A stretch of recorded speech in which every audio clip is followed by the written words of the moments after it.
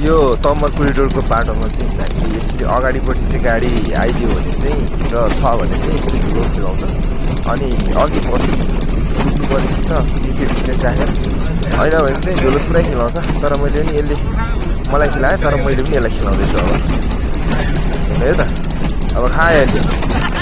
म यति बेला यो दोभानमा आइपुगेको छु। यो ताप्लेजुङको मेरिङदेन 3 दोभान भन्दो रहेछ यो ठाउँलाई। मेरिङदेन 3 नम्बरमा पर्दो रहेछ यो ठाउँ चाहिँ। रमाइलो छ। यहाँ म दोस्रो चोटि आइपुगेको छु र अब यहाँबाट चाहिँ म माथि गाउँको बाटोहरू के कस्तो छ त्यो पनि तपाईँहरूलाई जानकारी गराउनेछु। हेर्दै गर्नु होला। यहाँ चाहिँ हामी सागर होटल भन्ने उसमा चाहिँ चिया खाना भनेर रोकेको। यो हामी जुन चाहिँ धनकुटा जिल्लामा निस्किने तम्बर, यहाँ चाहिँ खासै त्यस्तो ठुलो तम्बर नदी नदेखिँदो रहेछ। तर पुल चाहिँ त्यस्तै आकारको, तर अलिकति सानो। अब यहाँबाट हामी गाउँतिर लाग्नेछौँ। गाउँको म दृश्यहरू पनि तपाईँहरूलाई कैद गरेर देखाउने। यो चाहिँ दोभान बजार, ताप्लेजुङको दोभान बजार है यो चाहिँ। पछाडि नबस भन्दाखेरि बस्यौ त अनि सर्दैन त अनि पुरै। ल अब हामी चाहिँ दोभान बजारतर्फ लागेको छौँ र त्यहाँबाट चाहिँ हामी थिङ्लापु भन्ने गाउँ जाने क्रममा यहाँ म चाहिँ गाडी इन्ट्री गरेर जाँदैछु। हाम्रो गाउँ ठाउँको बजार यहाँ माथि पो छिर्छ कि हो गाडी? पहिला त यो खुल्ला थियो, घर बनाएको छ यहाँ। छिराउँछु ल। किन छिराउनु खुट्टा? तपाईँलाई अप्ठ्यारो हुने भयो नि त। बाबा लु ती राख न, एकछिन राख न। यस्तो छ बजार, काठै काठको घर, सुँगुरको मासु पनि रहेछ यहाँ। अब खाने भयो। यहाँ चिकन चिल्ली हो कुद्दैछ यहाँ।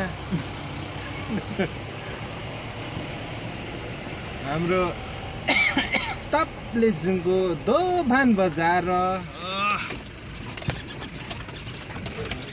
यो लाक्चुङबा गाउँ आइपुग्दाखेरि लास्टै बाटो चाहिँ लास्टै खतम।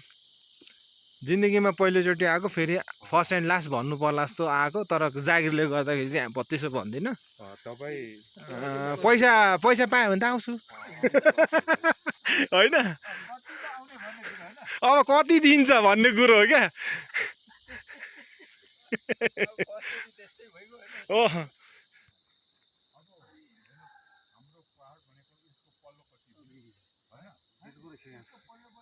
लगभग हाम्रो गाउँ आसपास आइसकेको छु।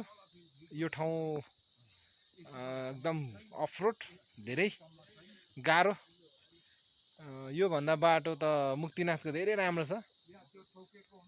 यो गाउँ आउने बाटो चाहिँ खासै विकास भएको देखिनँ मैले।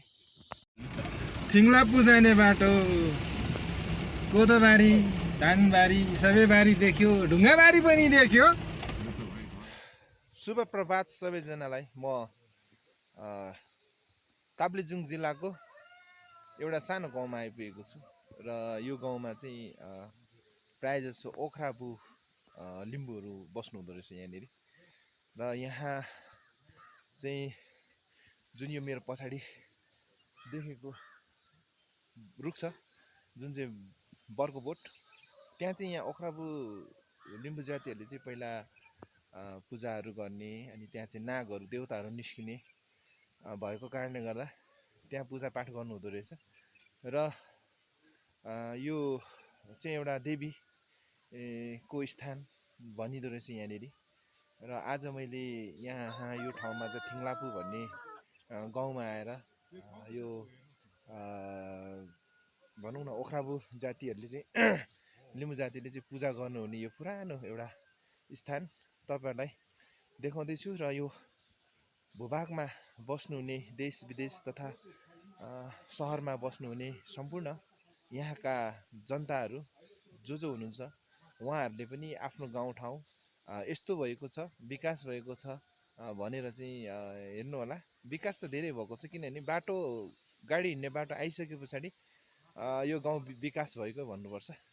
तर बाटो चाहिँ अलिकति खराब छ। आउन सकिन्छ, तर अलिक गाह्रो छ आउनलाई। 4 व्हिल गाडी बाहेक अरू गाडी आउन सक्दैन। यति चाहिँ म जानकारी तपाईँहरूलाई आज यो थिङ्लापु भन्ने ठाउँबाट चाहिँ सानो जानकारी दिँदैछु। र यो थिङ्लापु भन्ने गाउँमा चाहिँ एउटा यो ठुलो एउटा बरको बोट छ र यहाँनिर चाहिँ एउटा पहिला बुढापाकाहरूले मन्दिर पूजा गर्ने ठाउँ। यहाँ चाहिँ प्रायः जसो ओख्राबु लिम्बू जातिहरू बस्नुहुन्छ यहाँ। खासै अब उहाँहरूले भनेअनुसार चाहिँ ओख्राबुहरू चाहिँ धेरै जनसङ्ख्यामा त्यति छैन भन्ने कुराहरू आउनुभएको छ। यस्तै छ है गाउँघरको स्थिति। थिङ्लापु गाउँमा एउटा सानो ग्राउन्ड पनि रहेछ यहाँनिर, जस यहाँको बच्चाहरू खेल्नको लागि चाहिँ राम्रो छ एउटा हेर्दाखेरि। अनि यो देवीको स्थान जहाँ अहिले पुरै जङ्गल भइसकेको छ। एउटा रुख चाहिँ ढलेर अहिले तेर्सिएको रहेछ, तर पनि राम्रोसँगले संरक्षण गर्नु पायो भने यहाँ पनि अझ पूजा गर्नलाई चाहिँ सहज हुन्थ्यो होला। ओख्राबु दाजुहरूको घर हो यो चाहिँ। र यहाँ तलतिर पानीको व्यवस्था भएको हुनाले गर्दा चाहिँ अलैँची खेती पनि गर्नु हुँदो रहेछ यहाँनिर।